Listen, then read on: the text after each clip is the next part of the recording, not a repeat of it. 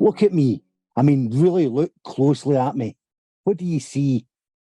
Luckily, I can't hear your answers, but you may have spoke about my close set eyes, my receding hair, the redness of my face, my big forehead, a missing front tooth and such like. These are all basic physical descriptions of me. Listen to the way I speak. Is it quiet or is it aggressive? Does my accent and manner of speaking tell you that I'm for a scheme in Greenock? And from all your observations, do you think that I'm a criminal? Can you really tell just by looking at someone if they're criminal or not? This formed the basis of early criminology with a man called Lombroso.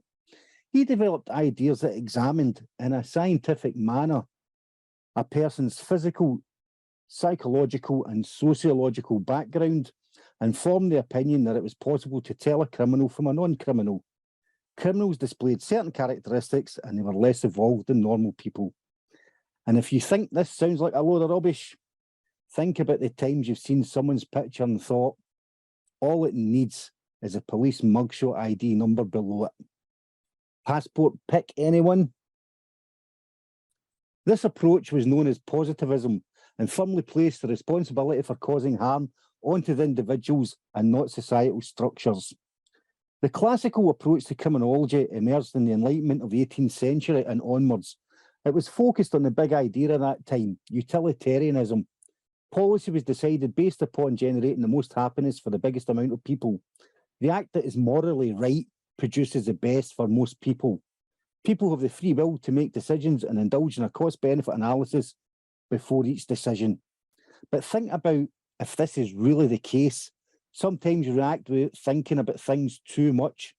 It could be argued that we are all just one bad decision away from committing a crime and even ending up in prison. Two main promoters here were Bentham and Beccaria. Bentham was a utilitarianist and believed that happiness for the majority was the best policy target. Beccaria thought that crime caused harm to society and not to the individual. Punishments must be swift, certain and just, proportionate to the harm caused.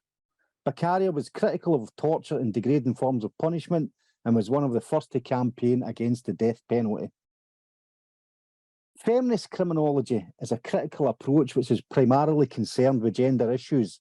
Society is male-dominated. The laws are passed by men for men, and women were very much an afterthought.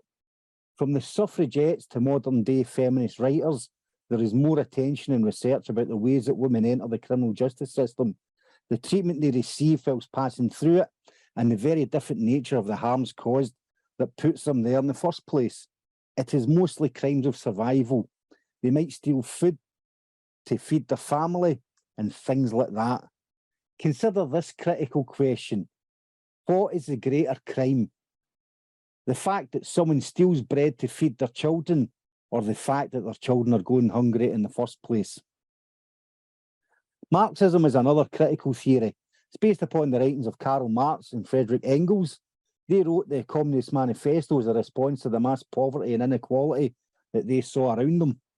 Marx argues that society is a clear dividing line between those who own the means of production, the bourgeoisie, and those who have to sell their labour to earn money, the proletariat. This leads to alienation of the workers who may commit crimes to have what the bourgeoisie have got, and eventually it can lead to a full revolution. This has been a whistle-stop tour for some of the main theories. For more information about this, please look at the learning resource, Theories and Causes of Crime Part 1.